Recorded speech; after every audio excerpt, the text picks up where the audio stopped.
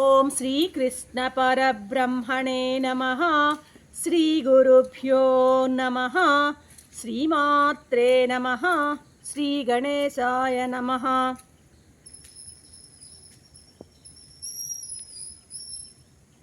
ప్రియాత్మ బంధువులారా, నిత్య జీవితంలో భగవద్గీత 510వ భాగము 18వ అధ్యాయం మోక్ష సన్యాస యోగం.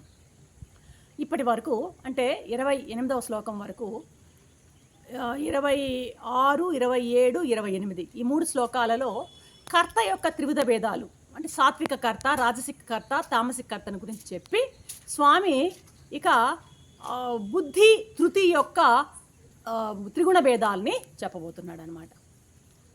ఈ 29వ శ్లోకంలో ఏం చెప్తున్నాడంటే, ధనంజయ బుద్ధి యొక్క ధృతి యొక్క త్రివిధ భేదాలను అంటే సాత్విక, రాజసిక, తామసిక భేదాలను గురించి చెప్తాను విను అంటున్నాడు స్వామి అన్నమాట. బుద్ధి అనేది కర్తకు కరణాలు ఎన్ని? కర్తకు మొత్తం 12, 5 జ్ఞానేంద్రియాలు, 5 కర్మేంద్రియాలు, 2 మనస్సు, బుద్ధి అన్నమాట. అయితే ఈ బుద్ధికి నెక్స్ట్ ఇంకోటి ధృతి కూడా అన్నాడు కదా. ధృతి అంటే ఏంటంటే, ధృతి అంటే మామూలుగా బుద్ధి నిశ్చయాత్మక బుద్ధి అంటాం. బుద్ధి నిశ్చయం చేస్తుంది, దేన్నైనా నిశ్చయం చేసి ఇది అని డిటర్మిన్ చేసేటువంటి, ఆ జడ్జిమెంట్ చేసేటువంటి పని బుద్ధిదనమాట. మరి ఆ బుద్ధికి ఆ నిశ్చయాన్ని స్థిరంగా నిలవాలంటే ధృతి అనేటువంటి గుణం ఉండాలన్నమాట.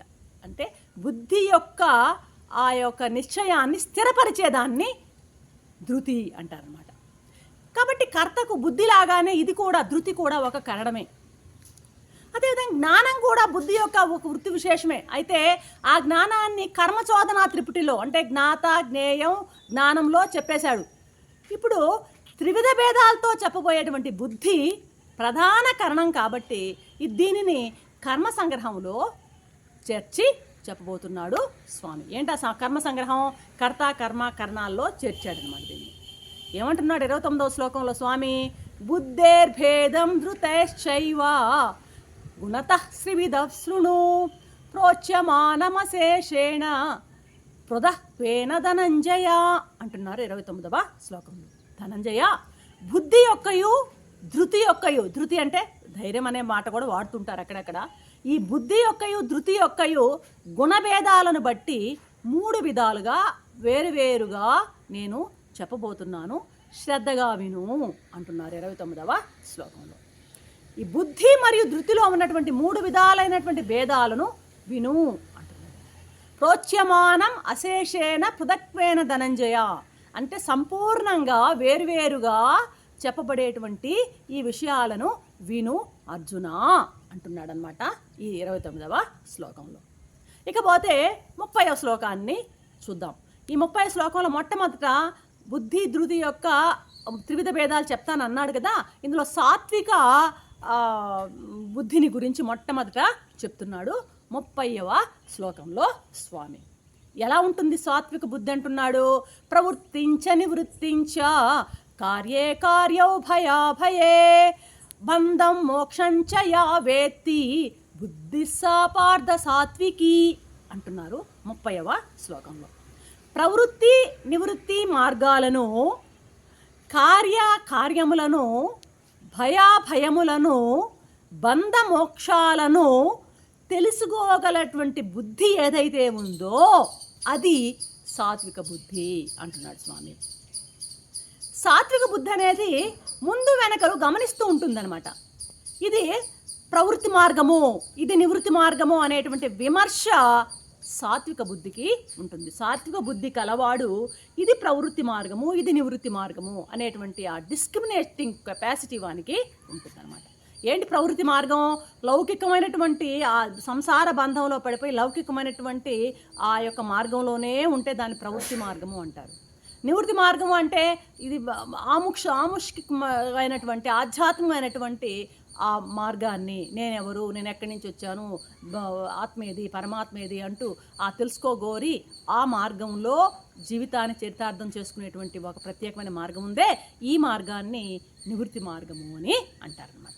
ఈ ప్రవృత్తి మార్గము, ఇది నివృత్తి మార్గం అనేటువంటి గుర్తించగలిగేటువంటి బుద్ధి ఏదైతే ఉందో అది సాత్విక బుద్ధి అనమాట.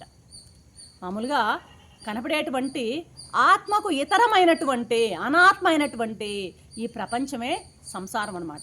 సంసారం అంటే ఏంది అసలు? నేను అనేది నాదితో పెట్టుకునేటువంటి లావాదేవీలే సంసారం అన్నమాట. ఈ సంసారం అనేది బంధకారకం, ఇది పరతంత్ర రూపం. కాబట్టి ఇది పరతంత్ర రూపం కాబట్టి భయ కారణం అన్నమాట ఇది. అయితే ఈ నివృత్తి ఉంది చూశారు, నివృత్తి మార్గము, ఇది పరిణామమైన మోక్ష మార్గం అన్నమాట, స్వతంత్రం. కాబట్టి ఇది అభయ స్వరూపం. ప్రవృత్తి భయకారకం అయితే నివృత్తి అభయ స్వరూపం అన్నమాట. కాబట్టి ఆ మోక్ష ప్రాప్తికై చేసేటువంటి కార్యం ఏదైతే ఉందో, ఏ మార్గంలో అయితే మోక్ష ప్రాప్తి కొరకు ఆ యొక్క సాధకుడు ముముక్షువు పనులు చేస్తాడో అటువంటి కార్యాలే నిజమైన కార్యాలు. తక్కిన కార్యాలన్నీ కూడాను అకార్యమే అని నిర్ణయించేటువంటి బుద్ధి ఏదైతే ఉందో అది సాత్విక బుద్ధి అంటారనమాట. అంటే చూడండి, లౌకికంగా చూసినా కూడా మనము నివృత్తించే అంటే పనికి ఉపక్రమించడం కానీ ఒక పని నుండి విరమించుకోవడం కానీ, సామాన్యంగా మామూలు జీవనంలో ఒక పనికి ఉపక్రమించడం కానీ, పని చేయడానికి కానీ, ఆ పని నుండి విరమించుకోవడం కానీ, ఇంకా కార్యవు అంటే ఏం చేయాలో ఏం చేయకూడదో అని అటువంటి విమర్శ చేసుకోవడంలో కానీ, భయాభయవు అంటే భయాలు అభయాలను, అదే బంధ మోక్షంచయావేత్తి బంధానికి ముక్తికి, బుద్ధి అవగాహన కలిగిన బుద్ధి ఏదైతే ఉందో సా పార్థ సాత్వికి అంటాడు. అటువంటి అర్జున, అటువంటి బుద్ధే సాత్వికమైన బుద్ధి. ప్రవర్తించని పనికి ఉపక్రమించడం కానీ, పని నుండి విరమించుకోవడం కానీ, ఏం చేయాలి ఏం చేయకూడదు అని నిర్ణయించుకోవడం కానీ, ఏది అభయము ఏది భయాన్ని ఇచ్చేది అనేటువంటి ఆ డిస్క్రిమినేటింగ్ పవర్ని కలిగి ఉండడం కానీ, ఏది బంధాన్ని కలిగి చేస్తుంది ఏది మోక్షాన్ని కలిగి చేస్తుంది అన్నటువంటి ఆ వివేచనతో కూడినటువంటి జ్ఞానం కానీ, ఇవన్నీ కూడాను దేని కిందకి వస్తాయంటే సాత్విక బుద్ధి కిందకి వస్తాయి అర్జున అన్నాడు. మామూలు మాటలు చెప్పాలంటే, ఏ బుద్ధి అయితే నిన్ను ఇది మంచిది కాదు అని మంచి పని చేయిస్తూ చెడు నుండి మానిపిస్తుందో, దేనివల్ల అయితే భయం ఉన్నది అని మనం తెలుసుకోగలము, దేనివల్ల భయం లేదని తెలుసుకోగలము, ఏ పని వల్ల బంధం కలుగుతుంది, ఏ పని మోక్షం కలిగిస్తుంది అనేటువంటి ఆ జ్ఞానాన్ని, ఆ బుద్ధిని చెప్తుందో అటువంటి బుద్ధి సాత్విక బుద్ధి అనబడుతుంది అని ఈ 30వ శ్లోకంలో స్వామి మనకి చెప్తున్నారు. రేపటి ఎపిసోడ్లో రాజసిక బుద్ధిని గురించి మనం ఏం చెప్తారో విందాం స్వామి. అంతవరకు సెలవు. సర్వం శ్రీకృష్ణ చరణారవిందాలు.